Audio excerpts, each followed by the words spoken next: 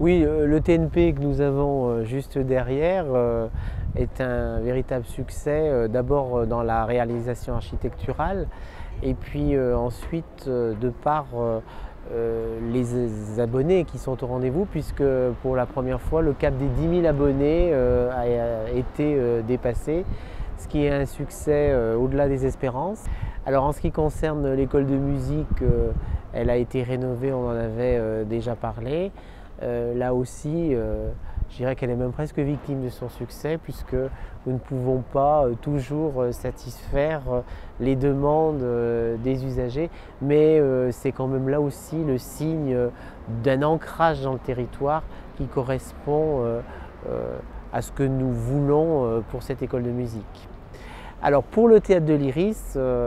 il a été les années précédentes en danger, vous le savez, j'avais eu l'occasion d'en discuter avec vous déjà. Et puis la ville a racheté le bâtiment qui l'abrite, ce qui permet d'abord au théâtre de l'Iris de survivre, et puis ça va nous permettre dans les années à venir de réfléchir avec la direction artistique du théâtre à un projet de partenariat avec la ville qui existe déjà certes dans le cadre d'une convention, mais qui sera sans doute revisité. Pour les ateliers Frappaz, nous bénéficions depuis juin dernier de la labellisation nationale, comme vous l'avez souligné, qui est le fruit du travail qui a été fourni pendant de longues années par les ateliers Frappaz, qui sont désormais un lieu reconnu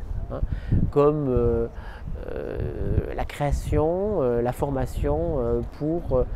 les arts de la rue. C'est vrai que les ateliers Frappaz, c'est aussi le lieu de production des invites, mais c'est un lieu qui vit toute l'année avec l'accueil de compagnies en résidence. Et ces nombreuses compagnies en résidence qui seront à être encore plus nombreuses à venir aux ateliers Frappaz, nous pourrons les accueillir dans un cadre encore plus pratique, plus fonctionnel, plus confortable, puisque nous sommes en train, d'ailleurs les travaux vont s'achever dans les prochaines semaines, de restructurer complètement l'ensemble avec la création de lieux d'accueil pour les compagnies, pour héberger les comédiens et pour leur permettre de vivre leur formation dans de meilleures conditions.